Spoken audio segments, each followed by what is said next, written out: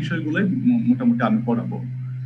ওকে, তো যাই হোক, এখন তোমরা দুই একজন একটু আমাকে একটু জাস্ট হেল্প করো। তোমরা এক্সটেনশন কতটুকু বুঝেছো, এক্সটেনশন আসলে কি করে, একজন বা দুজন উইলিংলি যতটুকু বুঝেছো তোমরা সেটুকু যদি একটু বলতে পারো খুব খুশি হবো। একটু বলো তো, একটু একজন বা দুজন কে বলো, উইলিংলি বলো।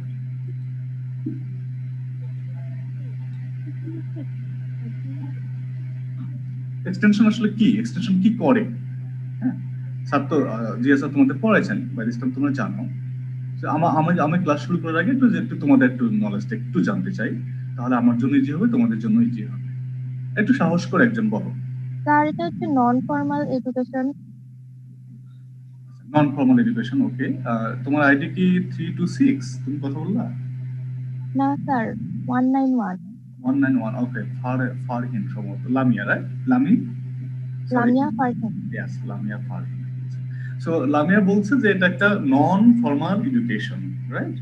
সো নন ফর্মাল এডুকেশন কি, কনসেপ্টটা কি? নন ফর্মাল এডুকেশন কখন বলবো লামিয়া?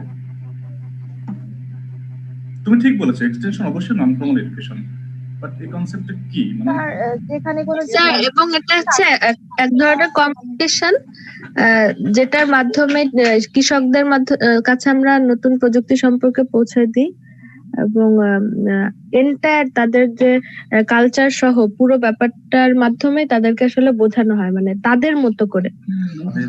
ওকে, হাফসা বলছো তাই না? জি স্যার। ঠিক আছে, লামিয়া হাফসা সুন্দর কথা, সুন্দর কমেন্ট করেছে। তো মোটামুটি একজন বলেছে যে এক্সটেনশন হচ্ছে নন ফর্মাল এডুকেশন, এবং আরেকজন বলছে যে থ্রু এডুকেশন বা কমিউনিকেশন আমরা কি করি, যে কৃষকদের মধ্যে আমরা যে নতুন টেকনোলজি বা বিষয়গুলো তাদের জানাই এবং তাদের আলটিমেট যে লাইভলিহুড সেটা ইমপ্রুভমেন্ট করে এক্সটেনশন।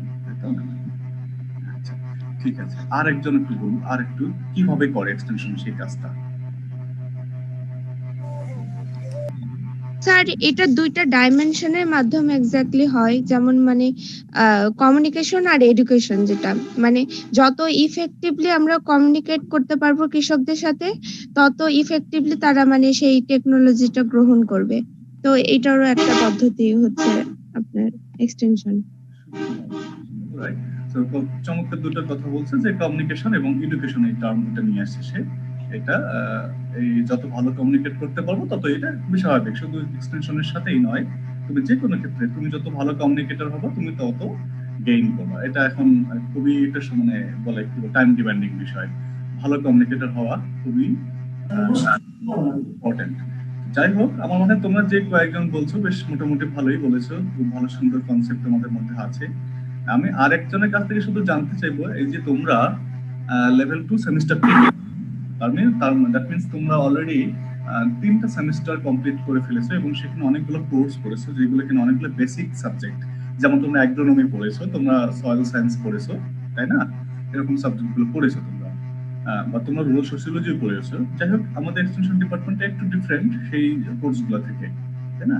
তো এখন এক্সটেনশন আমরা কি বললাম যে এক্সটেনশন কি করে, নতুন টেকনোলজি বা নতুন ইনফরমেশন যে কৃষির যে টেকনোলজি গুলো আছে সেগুলো কৃষকের কাছে পৌঁছে দেওয়া হচ্ছে এক্সটেনশনের মেইন কাজ, তাই না? তো তোমরা এখন বলো যে এক্সটেনশনের একটা মানে এটা কি আসলে দরকার আছে কিনা, আমরা কি এক্সটেনশন এই সাবজেক্টটা বাদ দিয়েও আমরা করতে পারি কিনা, মানে এই টেকনোলজি গুলো মানুষের কাছে দিতে পারি কিনা, তোমাদের কাছে কি মনে হয়? হ্যাঁ, সাদিয়া বলতে দরকার আছে। দরকার আছে, দরকার আছে। তাদের সাথে আমাদের সম্পর্ক নাই, তাদের সাথে আমাদের ভালো এগ্রিকালচারাল এক্সটেনশন ছাড়া বিষয়টা এতটা এফেক্টিভ হবে না এফেক্টিভ হবে। আচ্ছা, ওকে, সো লেট মি ক্লিয়ার, আমি আরো একটু ক্লিয়ার করি তোমাদের সাথে। আমার মনে হয় তোমরা ঠিকই আছো, তোমরা খুব ট্র্যাকে আছো। তারপর একটু বলি যে দেখো, এক্সটেনশনের যদি আমরা বলি টু ওয়ে চ্যানেল, এই কথাটা সম্ভবত স্যার তোমাদের বলেছে, তাই না? Extension is a two way channel, বলছে স্যার কথাটা তোমাদের? জি স্যার। Right, okay. তো কনসেপ্টটা কি, এক্সটেনশন কি করে? প্রথমত আমাদের যে কৃষকরা আছেন বা আমাদের যে ফার্মিং কমিউনিটি আছে, রুরাল কমিউনিটি আছে, তাদের যে প্রবলেমস বা নিডস গুলো আছে সেগুলো আমরা প্রথমে অ্যাসেস করি, তাই না? এবং অ্যাসেস করে সেগুলো কি করা হয়, সেই প্রবলেমগুলো আমরা কোথায় রিসার্চ অর্গানাইজেশনে পাঠাই, অর্থাৎ যেখানে নতুন প্রযুক্তি, নতুন আইডিয়া, নতুন নলেজ ক্রিয়েট হয়, তাই না? এটা একটা ওয়ান ওয়ে বলছি আমরা। এবং সেই প্রবলেম বা নিডের উপর বেসিস করে যখন নতুন কোনো আইডিয়া বা ইনফরমেশন বা ভ্যারাইটি বলো টেকনোলজি আবিষ্কৃত হয়, সেটা আবার কি করি আমরা রিসার্চ অর্গানাইজেশন থেকে নিয়ে যাই কোথায়, ফার্মার্সদের কাছে। এটা একটা ডিফারেন্ট ওয়ে। সো এই যে দুইটা ওয়ে একসাথে কাজ করে, এবং এটা মানে কারা করে মেন কাজটা, এক্সটেনশনিস্ট যারা আছে, এক্সটেনশন পার্সোনাল যারা আছে তারাই কাজটা করে। তো এইভাবেই কিন্তু এক্সটেনশনকে বলি আমরা একটা টু ওয়ে প্রসেস। এখন আমরা যদি মাঝখান থেকে এক্সটেনশনটাকে সরিয়ে নিয়ে আসি, তাহলে দেখো সেখানে দুটো পার্টি রয়ে যাচ্ছে, একটা হচ্ছে তোমার রিসার্চ অর্গানাইজেশন, আর একটা হচ্ছে ফার্মিং কমিউনিটি। এখন কথার কথা একটা এক্সাম্পল রিসার্চ অর্গানাইজেশন যদি নেই, ধরো বিনা, আমাদের ক্যাম্পাসে যে বিনা আছে, Bangladesh institute of nuclear agriculture, তো বিনা হচ্ছে ময়মনসিংহে, এবং এর কিছু শাখা হয়তো বা বিভিন্ন জায়গায় আছে, যেমন কুমিল্লায় একটা আছে বা আরো একটা জায়গায় আছে, তাই না?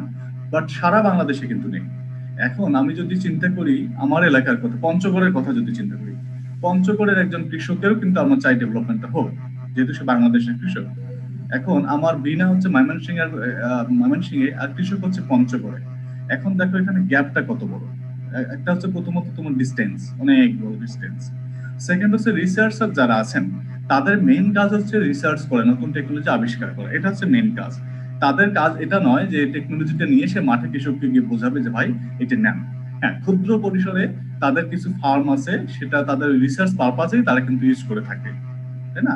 বাট ওভারঅল তাদের কিন্তু মেইন কাজ হচ্ছে রিসার্চ করা। তাহলে তাদের জুরিসডিকশনে কিন্তু এটা পড়ছে না তাদের এক্সটেনশনের কাজটা।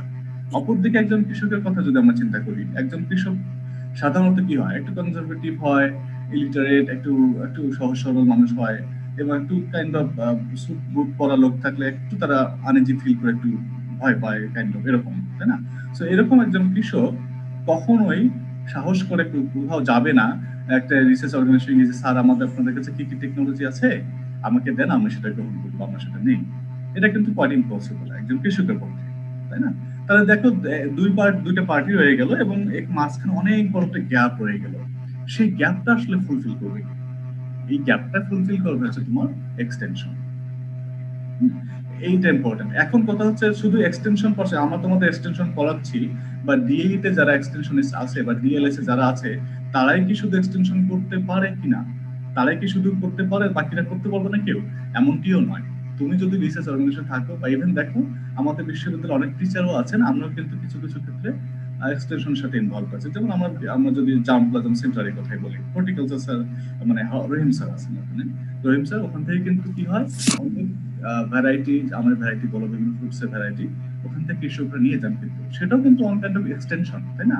তো ওখানে কিন্তু এক্সটেনশনিস্টের দরকার হলো না, বাট ওখানে যে কাজটা হচ্ছে বা কাজ, সেই কাজটা কিন্তু এক্সটেনশনের কাজ। বুঝতে পারছো? তো এই জন্য বলছে এক্সটেনশনকে অ্যাভয়েড করে আসলে মানে এটা পসিবল বলবো বা ইনএফেক্টিভ বলবো, বুঝছো?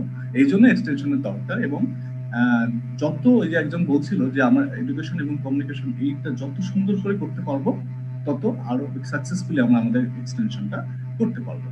ওকে, যাই হোক, আমি এই কথাগুলো অলরেডি স্যার তোমাদের বলেছেন, তারপরে রিমাইন্ড করার জন্য, যেহেতু আমার প্রথম ক্লাস, আমি তোমাদের একটু শেয়ার করলাম। এখন আমি আমার ক্লাসে একটু যাই। আমার সম্ভবত প্রথম টপিক যেটা হবে সেটা হচ্ছে এটা, প্রিন্সিপালস অফ এক্সটেনশন ওয়ার্ক। আমার স্লাইডটা তোমরা দেখতে পারো? জি স্যার। জি স্যার, দেখতে পাচ্ছি। তো আজকে আমি তোমাদের শুরু করবো প্রিন্সিপালস অফ এক্সটেনশন ওয়ার্ক, এই কোর্সটা, এই টপিকটা দিয়ে। তবে প্রিন্সিপালস যাওয়ার আগে সম্ভবত স্যারের যদি লাস্ট ক্লাসটা মনে করি, কি ছিল, ফিলোসফিস অফ এক্সটেনশন ওয়ার্ক সম্ভবত ছিল, তাই না? স্যার পড়াইছেন না এটা, ফিলোসফি? জি স্যার। ফিলোসফি কি, এটা কি তোমাদের মনে আছে? ফিলোসফি একটা এক্সাম্পল কি হতে পারে ফিলোসফি, বা একজন ফিলোসফার এক্সাম্পল দাও। পৃথিবীতে অনেক ফিলোসফার, ফেমাস ফিলোসফার আছে, বা তোমরা যদি মনে করো যে তোমার আশেপাশে কোনো বন্ধুর মধ্য থেকেও ফিলোসফার দিতে পারো। অনেক ফ্রেন্ড আছে এরকম, ফিলোসফিক্যাল কথাবার্তা বলে। জানো কোন একজন ফিলোসফারের নাম বলতে পারবা? Sir Socrates. এই যে আমি কথাটাই শুনতে চাচ্ছিলাম ভাই, সক্রেটিস একজন গ্রেট ফিলোসফার বলা হয় না পড়লে? আর তোমাদের বন্ধুর মধ্যে কোনো ফিলোসফার আছে? সাফির। হ্যাঁ, কে? স্যার অনেক আছে অনেক। অনেক আছে। আচ্ছা ফাইন, খুবই স্বাভাবিক, খুবই থাকার কথা আর কি, অনেক থাকার কথা। আমারও অনেক ফ্রেন্ড আছে খুবই ফিলোসোফার, অনেক বড় ফিলোসোফার আছে, মানে আমাদের ফ্রেন্ডদের মধ্যে ফিলোসোফার আর কি, অনেক সুন্দর কথা বলে আর কি। যাই হোক, আমি ওদিকে না যাই। প্রত্যেকটা মানুষের মধ্যে তো একজন করে ফিলোসোফার থাকে, তার দর্শন তার কাছে যেরকম, হাফসা কেউ এটা হয়তো বেশি প্রকাশ করে আর কেউ প্রকাশ করে না। হাফসা সুন্দর কথা বলেছে। Sir Hafsa philosopher. Hafsa philosopher, right. তার বউরি আরেকজন philosopher. Okay wait, so Hafsa কিন্তু এই কথাটা যে বললো, দেখো এই যে প্রত্যেকটা মানুষের মধ্যে একজন ফিলোসোফার আছে, কেউ প্রকাশ করে কেউ করে না, এই কথাটাও কিন্তু একটা ফিলোসফি, তাই না? দেখো কথাটা চিন্তা করো, এটা একটা ফিলোসফি, রাইট? আমি এই কথাগুলো বলার উদ্দেশ্য হচ্ছে ফিলোসফি বলতে আসলে যেটা বুঝি আমরা আমাদের লাইফটাকে, আমরা আমাদের ইউনিভার্স যেটা আছে সেটাকে কিভাবে দেখতে চাই, সেটা হচ্ছে ফিলোসফি। যেমন আমি একটা এক্সাম্পল দিই, ছোট্ট একটা এক্সাম্পল। আমরা সবসময় বলে থাকি, অনেকেই বলি, অনেকে হয়তো বলি না, যে লাইফ ইজ বিউটিফুল, তাই না? বলি কথাটা, লাইফ ইজ বিউটিফুল। এখন লাইফ ইজ বিউটিফুল, এটা মানুষ টু মানুষ ভ্যারি করতে পারে, মানে কারো কাছে লাইফটা বিউটিফুল অন্যভাবে হতে পারে, আরেকজনের কাছে অন্যভাবে হতে পারে, আবার কারো কাছে লাইফ আপাতত বিউটিফুল নয়, বাট আমরা সবাই চাই লাইফটা বিউটিফুল হোক, তাই না? তো এটাকে আমরা বলে থাকি সাধারণত ফিলোসফি একটা, লাইফ ইজ বিউটিফুল। এখন এই লাইফ বিউটিফুলটাকে আমরা কিভাবে করতে পারি? যেমন আমার কাছে এক্সাম্পল হিসেবে যদি বলি, যে আমি মানুষের ক্ষতি করি না, কখনো মানুষের চেষ্টা করি না মানুষের ক্ষতি করার জন্য, এবং আমি গরিব মানুষ যারা আছে তাদেরকে আমি হেল্প করি, আমি যতটুকু পারি আমি হেল্প করি। আমি এভাবে আমি দেখি যে তারা খুব খুশি হয়, এবং তাদের খুশি দেখলে আমার খুব ভালো লাগে। এভাবেই আমার লাইফটা আমার কাছে বিউটিফুল, তাই না? বা অনেকের কাছে মনে হতে পারে যে এখন সরিষা খেতে হচ্ছে, সরিষা খেতে ছবি তুলে ফেসবুকে দিয়ে মানুষ লাইক দিল, ওয়াও লাইফ ইজ বিউটিফুল, এটা হতেই পারে, তাই না? এক একজনের কাছে এক এক ভাবে লাইফটা বিউটিফুল হয়। এখন আমি যে আমার এক্সাম্পলটা দিলাম, ফিলোসফি লাইফ ইজ বিউটিফুল, এবং আমি কি বললাম কিভাবে আমি আমার লাইফটাকে বিউটিফুল করতে পারি, এর জন্য কি বললাম যে আমি দুটো কথা বলছি। একটা হচ্ছে যে আমি মানুষের ক্ষতি করি না, মানে ক্ষতি করার ট্রাই করি না, চেষ্টা করি না। আর একটা বলছি যে আমি যারা গরিব আছে তাদেরকে সাহায্য করি, যে কোনো ফর্মে হোক না কেন আমি তাদেরকে হেল্প করার চেষ্টা করি। তো এই যে দুটি কথা বললাম, এবং এই দুটি কথা করলে আমার খুব ভালো লাগে, এটা এভাবে আমার লাইফ বিউটিফুল। এই যে দুটি যে স্টেটমেন্ট আমি বললাম, সেই দুটি স্টেটমেন্টকে বলা যায় প্রিন্সিপালস। বুঝতে পারছো? আমার প্রিন্সিপালস, এটা আমার কাছে প্রিন্সিপালস। তাহলে এখন ফিলোসফি এবং প্রিন্সিপাল যেটা বিষয়গুলো আছে সেটার মধ্যে একটু পার্থক্য হচ্ছে, ফিলোসফি একটা ইউনিভার্সাল ভিউ, গ্লোবাল ভিউ, যেভাবে আমি আমার লাইফটাকে বা আমার কোনো অর্গানাইজেশনকে দেখতে চাই, সেটা হচ্ছে আমার ফিলোসফি। আর সেই ফিলোসফিটাকে আমরা পরিপূর্ণতা দেওয়ার জন্য আমরা হয়তো বা কিছু রুলস বা লস ফলো করে থাকি। যেমন আমার রুলস আমার কাছে এরকম যে আমি গরিবদেরকে সাহায্য করি, তাই না? তো তখন এইগুলাকে বলছি আমরা প্রিন্সিপালস। বুঝতে পারছো? আমি ফিলোসফিটা নিয়ে আসার উদ্দেশ্য এটা একটু বোঝানো, প্রিন্সিপালসটা। তোমরা কি বুঝতে পেরেছো কিনা আমি যে কথাটুকু বললাম?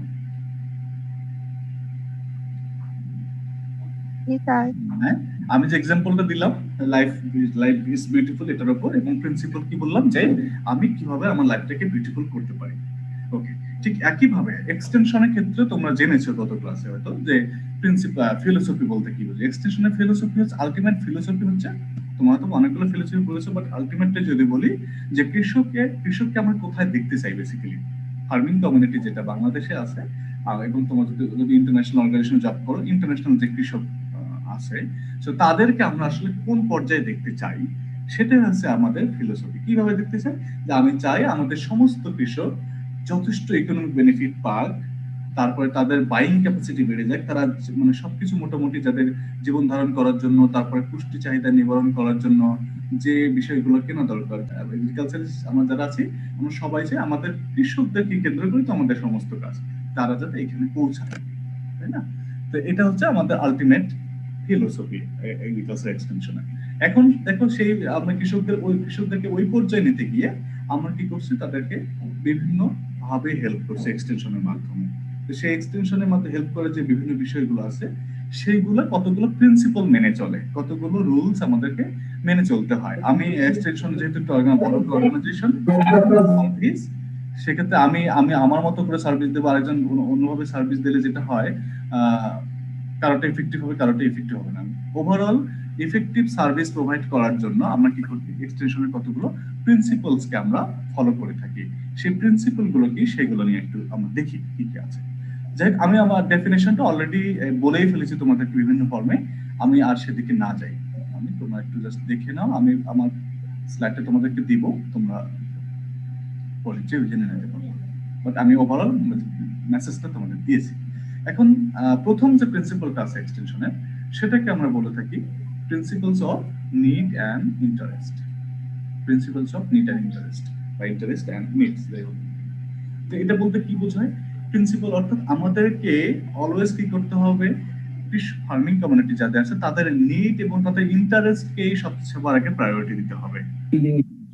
আচ্ছা, আমরা তোমরা হয়তো এই দুটো সব মানে অ্যাপ্রোচ শুনে থাকবা, একটা হচ্ছে আমরা বলি বটম আপ অ্যাপ্রোচ আর একটা বলি টপ ডাউন অ্যাপ্রোচ। এই দুটো শব্দ কি তোমরা শুনেছো আগে কেউ? জি স্যার। বলতে পারবো নূর একটু? জি স্যার। বটম আপ কখন বলবো আর টপ ডাউন কখন বলবো? Sir top. হ্যাঁ তানজিন, আমরা শুনতে পাচ্ছি, তুমি বলো। স্যার আমরা যদি স্যার বটম আপটা চিন্তা করি তাহলে হচ্ছে স্যার ফার্মার কি চিন্তা করছে, ফার্মার থেকে স্যার আমরা উপরের দিকে যাব। আর যদি স্যার আমরা টপ টু বটম চিন্তা করি তাহলে হচ্ছে স্যার উপরের লেভেল থেকে ফার্মারে আসবো। উপরের লেভেল থেকে ফার্মারে আসা, ফাইন। সো টপ ডাউন ও যেটা বললো যে টপ ডাউন অর্থ হচ্ছে উপর থেকে নিচের দিকে। উপর কোথায়? আমরা যদি এক্সটেনশনের কথা বলি, আমরা যদি রিসার্চ অর্গানাইজেশনের কথা বলি, তাহলে কি একদম উপরের লেভেলে যারা বসেছেন তাদেরকে বলছি আমরা টপ অথরিটিস, রাইট? আর বটমে আমাদের কৃষক রয়েছে, এটা একটা অ্যাপ্রোচ বলি আমরা। আর একটা হচ্ছে বটম আপ, অর্থাৎ এখানে যদি একটা অ্যারো চিন্তা করি, অ্যারোটা হবে উপরের দিকে, বটম থেকে উপরের দিকে যাবে।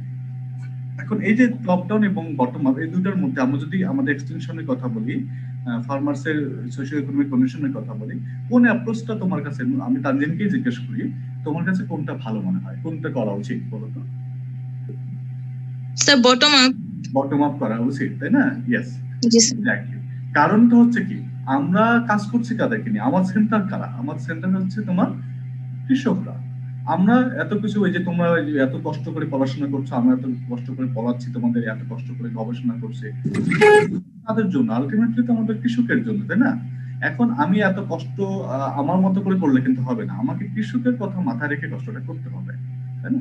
তো সবার আগে আমাকে কৃষক কি চায়, তার ইন্টারেস্ট কোন দিকে, তার প্রয়োজনটা কোথায়, সেইগুলো আমাকে চিন্তা করতে হবে, এবং সেই ইন্টারেস্ট এবং নিডস কে কেন্দ্র করেই আমার বাকি যে বিষয়গুলো আছে সেগুলোকে চালিয়ে নিতে হবে। তো এই জন্যই বলছি যে এক্সটেনশন অলওয়েজ কি করবে, কৃষকের ইন্টারেস্ট এবং নিডস কে মানে সেন্টার করবে, সেন্টার করে তাদের সার্ভিসটা দিবে। এই জন্য বলছি principal of interest and needs. Okay, second যে প্রিন্সিপালটা আছে সেটাকে বলছি আমরা principal of cooperation. So principal of cooperation means কি বলছে এখানে, যে এক্সটেনশন তোমার যদি কারো উপজেলা লেভেলে বাসা হয় বা গ্রামের দিকে বাড়ি হয়, তোমরা জানো প্রত্যেক উপজেলাতে কি আছে, তোমার এগ্রিকালচার এক্সটেনশন অফিসার আছে, তারপরে তোমার উপজেলা এগ্রিকালচার অফিসার আছে, এবং অন্যান্য সেক্টরে কি আছে, উপজেলা ফিশারিজ অফিসার আছে, তারপরে উপজেলা লাইভস্টক অফিসার, ভেটেরিনারি সার্জন আছে। তারা বেসিক্যালি সবাই কি করছে, এক্সটেনশনের কাজটাই করছে, মাঠ পর্যায়ে গিয়ে এক্সটেনশন করছে। যাই হোক, এখন এক্সটেনশনের প্রিন্সিপাল অফ কোঅপারেশনটা কি ইন্ডিকেট করে, যে দেখো তুমি যদি কোঅপারেট না করো, ধরো আমি ডিএই কে কেন্দ্র করে যদি একটা এক্সাম্পল দিই, ডিএই টা কিরকম তোমরা জানো, খামার বাড়িতে আমাদের যে ডিএই হেডকোয়ার্টার অবস্থিত,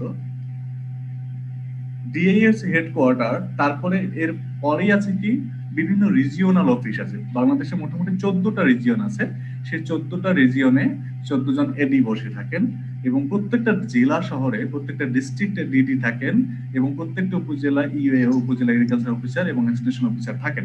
এবং প্রত্যেকটা ব্লক লেভেলে, আমরা যদি উপজেলা থেকে একদম নিচের দিকে যাই, ইউনিয়ন, কয়েকটা ইউনিয়ন নিয়ে তো একটা উপজেলা, এবং প্রত্যেকটা ইউনিয়নকে সাধারণত 3টি ব্লকে, এগ্রিকালচারাল ব্লক বলি আমরা, সে ব্লকে ভাগ করা হয়, এবং প্রত্যেক ব্লকে একজন করে এসএও থাকে, আমরা বলি সাব অ্যাসিস্ট্যান্ট এগ্রিকালচার অফিসার, তাই না? তো দেখো এখানে কতগুলো পার্টি বা কতগুলো স্টেক হোল্ডার জড়িত। একটা হচ্ছে তোমার হেডকোয়ার্টার, রিজিওনাল অফিস, তারপরে ডিস্ট্রিক্ট অফিস, উপজেলা অফিস, তারপরে তোমার একদম ব্লক, মোটামুটি 5টা টায়ার কিন্তু আছে এখানে।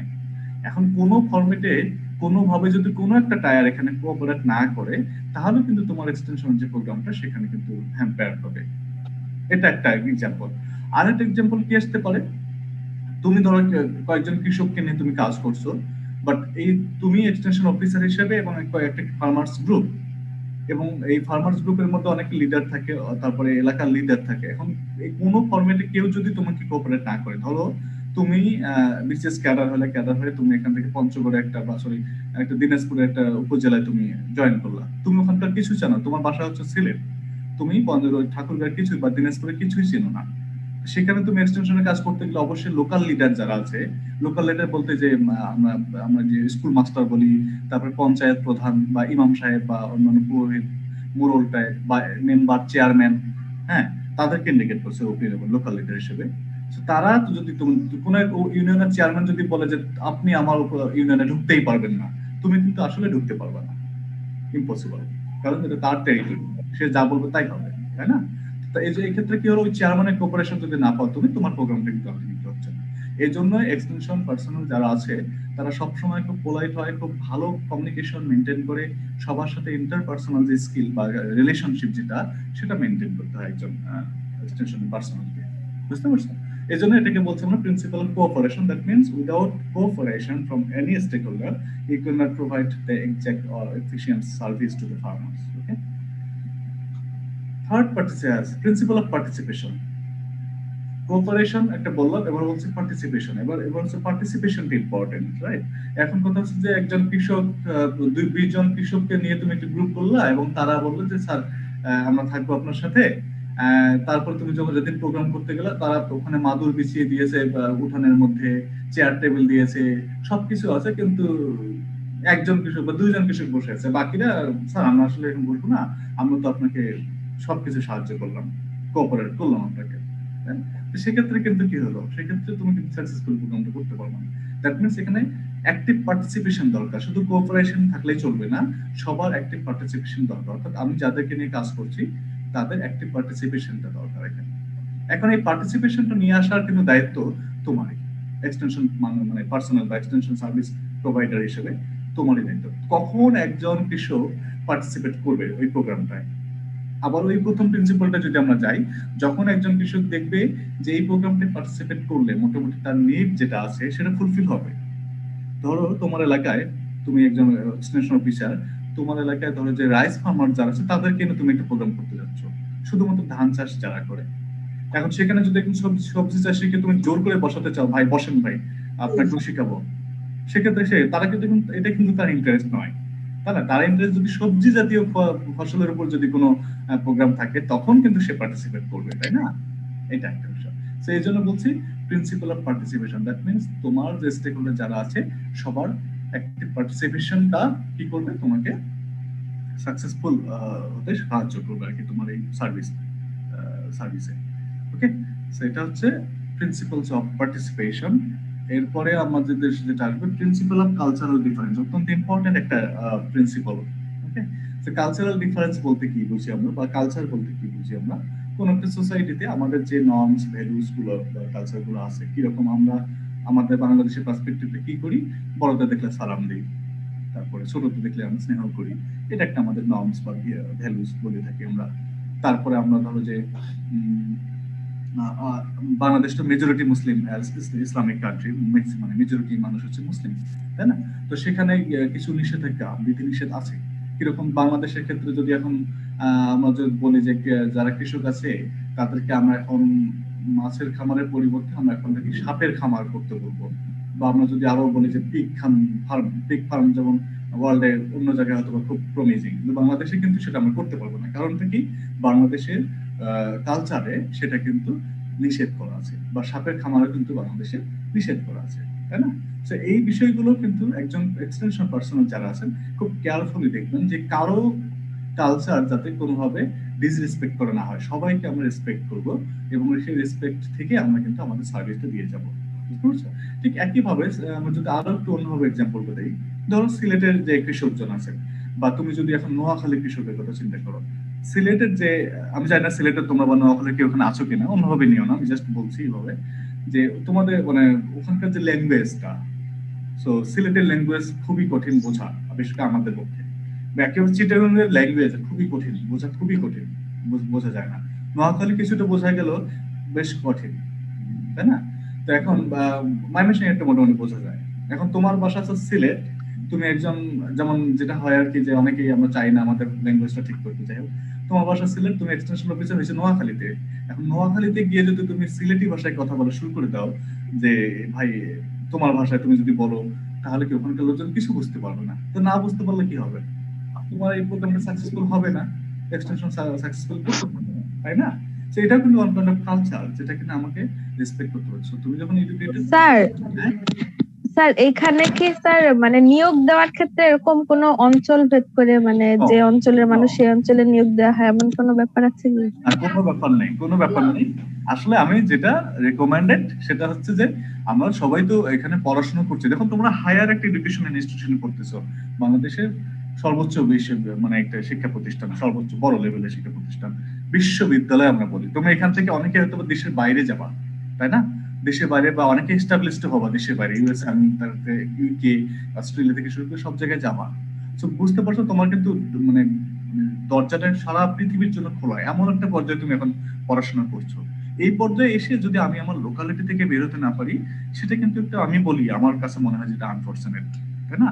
এখন আমার বাড়ি রংপুর, আমি যদি এখন তুই তোমরা আমরা করে এখন ক্লাসটা নিতাম, তাহলে কি মনে হতো তোমাদের কাছে? তো স্যার খ্যাত রয়ে গেছে, হ্যাঁ, খুব স্বাভাবিক যে খ্যাত একটা।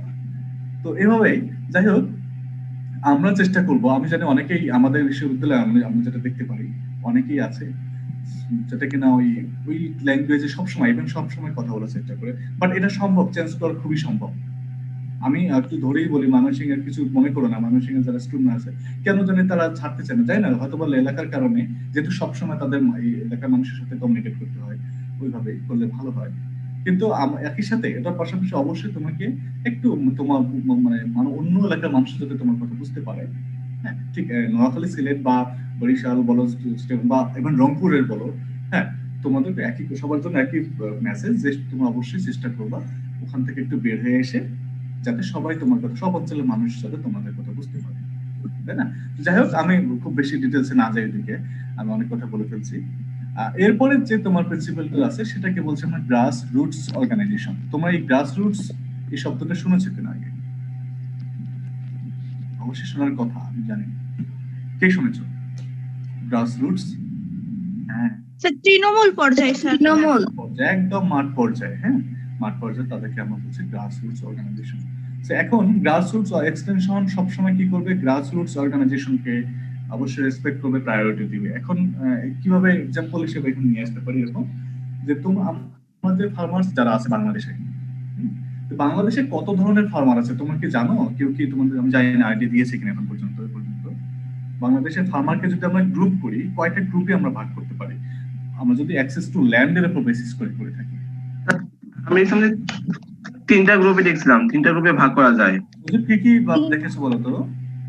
স্যার আমার খেয়াল নাই, কিন্তু একটা ছিল যে যে নিজের জমি আছে, আর একটা যে অন্যের জমিতে কাজ করে, আর আরেকজন যে অন্যের জমি ভাড়া নিয়ে কাজ করে, এরকম। মানে তুমি যেটা বলতেছো, একটা হচ্ছে তোমার যে বর্গা শেয়ার গ্রুপিং, যেটা, আর তুমি মর্গেজ নেয়া, যেটা ওই যে বন্ধক নেয়া জমি 5 বছর 3 বছরের জন্য এরকম টাকা দিয়ে, আর একটা হচ্ছে নিজের জমি। তুমি এভাবে চিন্তা করছো, ফাইন, এটাও একটা কাইন্ড। বাট আমি যেটা জানতে চাচ্ছিলাম সেটা হচ্ছে তোমার মানে কার কতটুকু জমি আছে, সেই জমির উপর বেসিস করে আমরা বাংলাদেশের সমস্ত কৃষককে 5টা ক্যাটাগরিতে ভাগ করি। আমি একটু বলি সেই ক্যাটাগরি কি কি। একটা হচ্ছে তোমার, আমরা বলি ল্যান্ডলেস, আমরা বলি ভূমিহীন কৃষক, তোমার নামটা শুনে থাকবা, ল্যান্ডলেস ফার্মার। ওকে, এবং এখন ল্যান্ডলেস ফার্মার শুধু মানে একদম জমি না থাকলে শুধু ল্যান্ডলেস বলবো না, কিছু পরিমাণ জমি থাকলেও ল্যান্ডলেস বলা যায়। এটার দায়িত্ব হচ্ছে তোমাদের। আমি নেক্সট ক্লাসে তোমাদের কাছ থেকে শুনতে চাইবো যে আমি 5 ধরনের যে 5টা টাইপ যে বলবো, কার কতটুকু জমি থাকলে আমরা এই ক্যাটাগরিতে ফেলবো। তো আমি একটু বলি, প্রথমটাকে বলছি আমরা ল্যান্ডলেস ফার্মার, ভূমিহীন কৃষক। এরপরে বলে থাকি আমরা মার্জিনাল ফার্মার। মার্জিনাল কারা? আমরা বাংলায় বলে থাকি প্রান্তিক চাষী, যেটা প্রান্তিক কৃষক। এরপরে হচ্ছে স্মল হচ্ছে তোমার ক্ষুদ্র কৃষক বা ক্ষুদ্র চাষী যারা। এরপরে হচ্ছে মিডিয়াম, মানে মাঝারি কৃষক যারা, এবং লার্জ। এই হচ্ছে তোমার 5 ধরনের কৃষক: landless, marginal, small, medium and large. তো বাংলাদেশের অ্যাক্সেস টু মানে ওনারশিপ, ল্যান্ডের ওনারশিপকে টার্গেট করে 5 ধরনের কৃষক বাংলাদেশে কিন্তু রয়েছে। তো এই 5টা ক্যাটাগরি তোমাদেরকে বললাম, তোমরা একটু গুগলে সার্চ দিবা, দিলেই পেয়ে যাবে, সমস্যা নাই। যে কার কতটুকু জমি থাকলে বাংলাদেশে আর কি, কার কতটুকু জমি থাকলে আমরা কোন ক্যাটাগরিতে ফেলবো। আমি নেক্সট ক্লাস বলবো, নেক্সট ক্লাস তো কালকে আছে ক্লাস, কালকেও আমি ক্লাস নেব, হয়তো বা কালকে বাদে পরশু দিন আমি তোমাদের কাছ থেকে জানতে চাইবো যে কাকে আমরা কোন ক্যাটাগরিতে ফেলতে পারি, ঠিক আছে? তো এখন দেখো আমি যেটা বলছি, গ্রাস রুটস অর্গানাইজেশন। তুমি এখন চিন্তা করো, একজন বড় কৃষক মানে আমি অনেক জমি জমা যার, আর একজন ল্যান্ডলেস কৃষক যার একদম নাই বললেই চলে জমি জমা, তাদেরকে যদি নিয়ে আমি টার্গেট করে প্রোগ্রাম করি, তাদেরকে যদি একসাথে নিয়ে আমি প্রোগ্রাম করতে চাই, তাহলে কিন্তু দেখো তোমার প্রোগ্রামটা কি হবে, ইফেক্টিভ হবে না। কি ধরনের হবে না? ধরো একজন কৃষক, আমি একটু নতুন ধানের ভ্যারাইটি নিয়ে গেলাম, নিয়ে গিয়ে ওই গ্রুপে বললাম যে ভাই এই ভ্যারাইটি নিয়ে এসে আপনারা চাষ করেন, মোটিভেট করলাম, এবং তারা কারা নিবে? বড় কৃষক যা, তাদের জমি জমা অনেক, তারা কিন্তু নিবে, সমস্যা নেই। কিন্তু যেই যে ল্যান্ডলেস যে কৃষক আছেন, যার জমিয়ে নেই, সে ওই ভ্যারাইটিটা নিয়ে কি করবে বলো, তাই না? তাহলে কিন্তু আমি কি করতে, দেখো এখানে একজন ল্যান্ডলেস ফার্মারকে বা একজন বড় ফার্মারকে আমরা কিন্তু একসাথে করে প্রোগ্রাম তৈরি করতে পারবো না, সেক্ষেত্রে অনেক ঝামেলা হবে। এই জন্য আমাদেরকে গ্রুপ ওয়াইজ যেতে হবে। আমরা যদি বড় কৃষককে নিয়ে একটা গ্রুপ করি, বা ল্যান্ডলেসদেরকে নিয়ে আলাদা একটা গ্রুপ করি, আলাদা একটা প্রোগ্রাম করি, বা আমরা যদি ইয়ুথ এবং ওল্ড ইয়ুথদেরকে নিয়ে সেখানে একটা প্রোগ্রাম করি, তারপরে তোমার ইভেন মহিলা ফার্মার যারা আছে, ফিমেল ফার্মার কে নিয়ে যদি একটা সেপারেট গ্রুপ করে তাদেরকে এক্সটেনশন প্রোভাইড করি, বেশি ইফেক্টিভ হবে তোমার প্রোগ্রামগুলো। এটাকে বলছি যে principal of grass roots organisation. That means তোমাকে প্রত্যেকটা গ্রুপ, প্রত্যেকটা অর্গানাইজেশন যারা আছে, প্রত্যেকটা ক্যাটাগরি যারা, তাদের জন্য আলাদা প্রোগ্রাম এবং আলাদাভাবে তোমাকে সার্ভিসটা দিতে হবে। Grass roots organisation. Principals of leadership. So extension একটা অত্যন্ত গুরুত্বপূর্ণ প্রিন্সিপাল, আমরা এটাকে বলে থাকি। প্রিন্সিপাল অফ লিডারশিপ কি? সেটা লিডারশিপ আমরা জানি, তাই না? লিডারশিপ কি বলতে পারবা? তোমাদের পড়াবে, পরের টপিক গুলোতে আছে। লিডারশিপ, লিডার কি? লিডার হচ্ছে যে একজন মানুষ যিনি লিড করেন। হ্যাঁ, আমরা নাম বলতে পারি, আমরা বঙ্গবন্ধুর কথা নিয়ে আসতে পারি, একজন লিডার। এবং বঙ্গবন্ধু যে ওয়েতে মানুষকে লিড করতেন, মানুষকে মোটিভেট করতেন, সেটাকে বলে থাকি আমরা লিডারশিপ। তো তুমি একজন লিডার হতে পারো, তোমার লিডারশিপ অথবা ডিফারেন্ট হতে পারে, আমার কাছে একটু অন্যরকম হতে পারে, সেটা হচ্ছে লিডারশিপ। যাই হোক, এক্সটেনশন লিডারশিপ কিভাবে মানে তোমার মানে কি বলে এক্সটেন্ড করে, এনহ্যান্স করে। তোমরা যদি জানো, প্রথম দিকে স্যার বলে থাকবে extension is the help to help people to help themselves, না? Extension is helping people to help themselves. এটা কিন্তু আমরা বলে থাকি। এক্সটেনশন কি করে? আমরা কিন্তু সবসময় একজন কৃষককে সারা বছর, সারা জীবন ধরে মানে একই জিনিস শেখাবো তা কিন্তু নয়। আমরা কি করবো, একবার তাকে ওই জিনিসটা শেখাই দেবো, তারা নিজেরাই শিখে পরবর্তীতে সেটা ইউজ করবে, তাই না?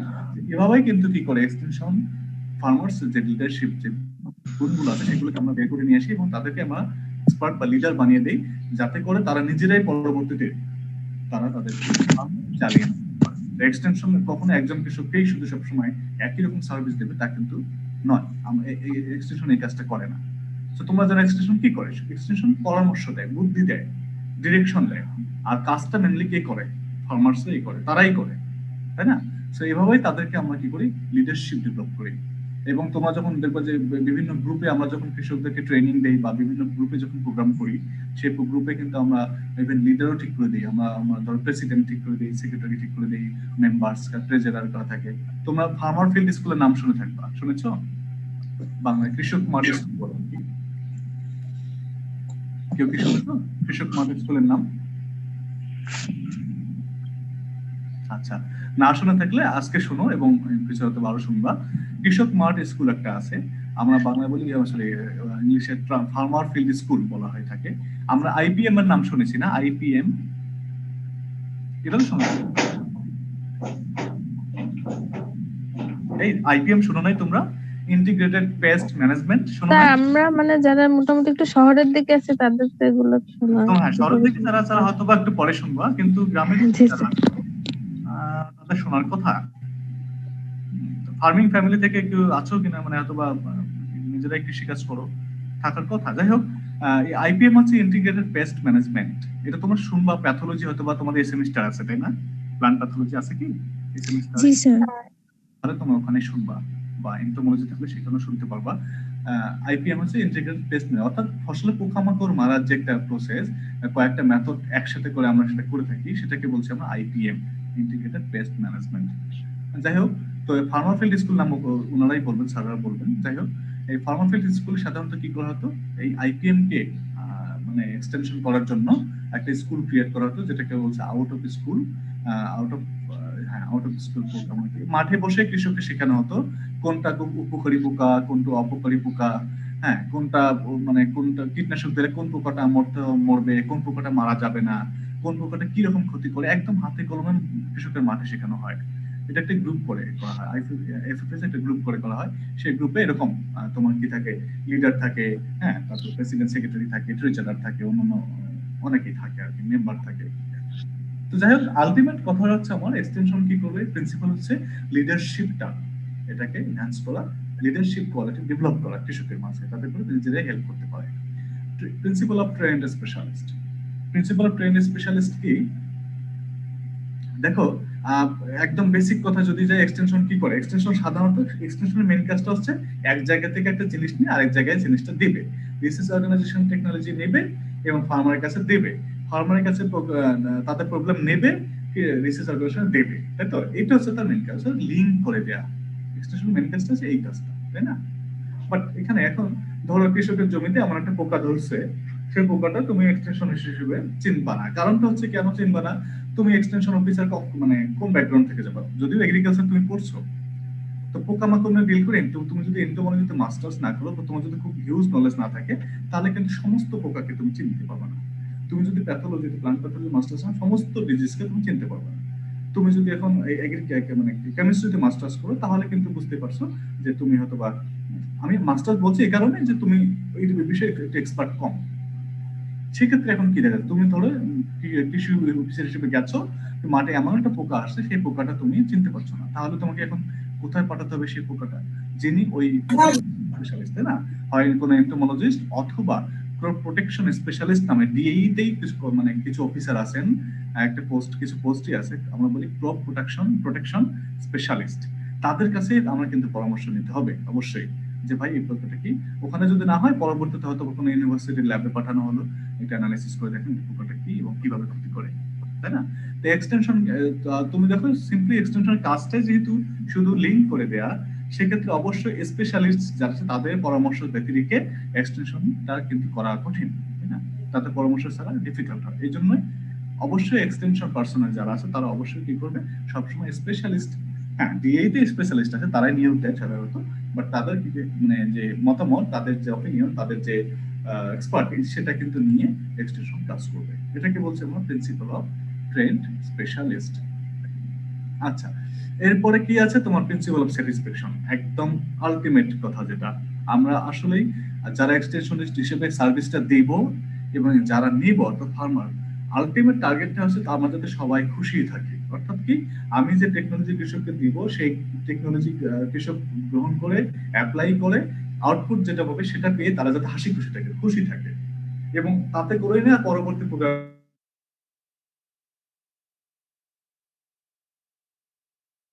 তাদের ক্ষেত্রেও তোমার কাজ করার সুযোগ আছে। কিভাবে, যে বাকি মেম্বার যারা তারা পুষ্টিযুক্ত খাবার খাচ্ছে কিনা, হ্যাঁ, তারা আমরা বলি ডায়েটারি ডাইভার্সিফাইড ফুড আইটেম গ্রহণ করছে কিনা, এটা একটা, তারা সবাই খাদ্য গ্রহণ করতে পারছে কিনা, সবাই ভালো ভালো জামা কাপড় পরতে পারছে কিনা, এটা কিন্তু আলটিমেট টার্গেট এক্সটেনশন। শুধু এক কৃষককে নিয়ে নয়, কৃষকের হোল ফ্যামিলিটাকে নিয়ে কিন্তু আমাদের চিন্তা, যে তারা যাতে সবাই ভালো থাকে। এটাকে বলছি আমরা principal of whole family approach. That means extension personal always try করবে কি করবে, যে তোমার ফার্মার যারা আছে তাদের সবার প্রত্যেকটা মেম্বার যাতে উন্নতি হয়। হতে পারে যে একজন কৃষককে আমি এমন এক্সটেনশন সার্ভিস দিলাম, তাদের প্রোডাকশন বাড়ার পরে ইকোনমিক অনেক টাকা পয়সা পাইলো, এবং তাদের যে স্কুল ড্রপ আউট ছিল ছেলে মেয়েরা, অথবা টাকার অভাবে তার ছেলে মেয়েটা স্কুলে যেতে পারছিল না, কিন্তু এখন যেতে পারছে, তাই না? তো এটাকে বলছি আমরা principal of whole family approach, যাতে প্রত্যেকটা ফ্যামিলি মেম্বারে কনসার্ন থাকবে আর কি।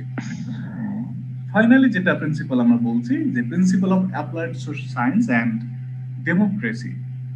সো এক্সটেনশন মনে রাখবো অলওয়েজ একটা ডেমোক্রেটিক অর্গানাইজেশন এবং ডেমোক্রেটিক সার্ভিস। সে একজন কৃষক, ধরো 20 জন একটা কৃষকের গ্রুপ করে নিলাম, সে এই ফ্রিডমটুকু তাতে থাকতে হবে। কেউ যদি না চায় সেই গ্রুপে থাকতে, তারা সেখানে খুব ইজিলি কোনো ঝামেলা বের হয়ে যেতে পারবে। এই ফ্রিডমটুকু কিন্তু সেখানে থাকবে। বা এই গ্রুপের মধ্যে প্রত্যেকটা মেম্বারের অপিনিয়ন থাকবে। ধর তোমার দেখো যে কিছু কিছু আমাদের গ্রুপ মেম্বার যারা থাকে, কিছু কিছু মেম্বার খুব বেশি কথা বলে, খুব সবকিছুতে, যেমন বেশি কথা বলতে এই সেন্সে বলছি যে খুব কমিউনিকেটিভ হয়। আবার কেউ কেউ আছে একদম চুপ করে বসে থাকে, তাই না? আমার একজন ফ্রেন্ড ছিল এরকম, ক্লাসে যখন পাশে বসতাম, তার অনেক মনে অনেক প্রশ্ন থাকতো, কিন্তু সে নিজে বলতে পারতো না বা বলতে চাইতো না, জানি না কেন। সে সবসময় তার পাশে বসতাম আমি, তো আমাকে বলতো যে তুই এই প্রশ্নটা বল না। এই প্রশ্নটা আমি বুঝছি, তারপরে বল আমি বুঝি নাই। তখন তার হয়ে হয়তো বা দাঁড়িয়ে আমাকে স্যারের কাছে প্রশ্ন, স্যার এই বিষয়টা একটু ক্লিয়ার করতেন। বুঝতে পারছো? তো গ্রুপে কিন্তু কেউ একটু কমিউনিকেটিভ বেশি হয়, কেউ একটু কম হয়। বাট এতে এতে করে কি হয়, কারো অপিনিয়ন খুব বেশি পাচ্ছি, কারো অপিনিয়ন পাচ্ছি না। আমি কিন্তু বুঝতে পারছি অপিনিয়নটা আলটিমেটটা কি। তাহলে এই জন্য কি করে এক্সটেনশন অলওয়েজ কি করে, প্রত্যেকটা ওই যে ইন্ট্রোভার্ট যে মানুষটি আছে তার কথাও যাতে আমরা শুনি এবং তার অপিনিয়নটা আমাকে দিতে হবে। এটা হচ্ছে তোমার principal of applied science democracy. Okay, thank you.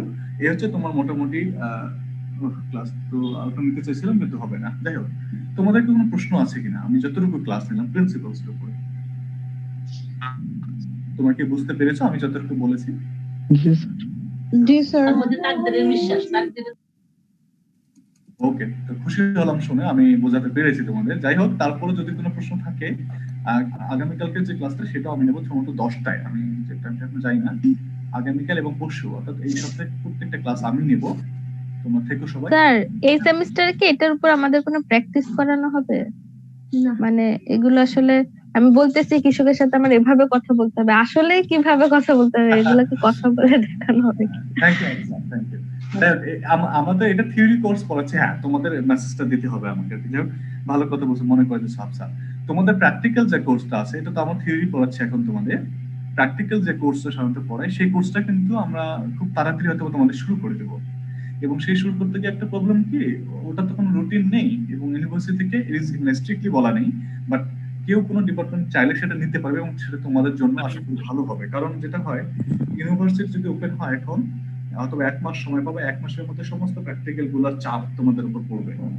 তো সেক্ষেত্রে যেসব, যেমন আমরা আমাদের কোর্সটা, বেশ করে থিওরিটিক্যাল কোর্সটা এবং কিছু প্র্যাকটিক্যাল কাজ কিন্তু আমরা অনলাইনে করতে পারি, কোনো সমস্যা নেই। এজন্য হয়তো বা আমি জানি না, নেক্সট উইক থেকেও হতে পারে, সেটা তোমাদের সাথে কমিউনিকেট করবে আমাদের স্যাররা। তো হয়তো বা প্র্যাকটিক্যাল কোর্সটা শুরু হয়ে যাবে।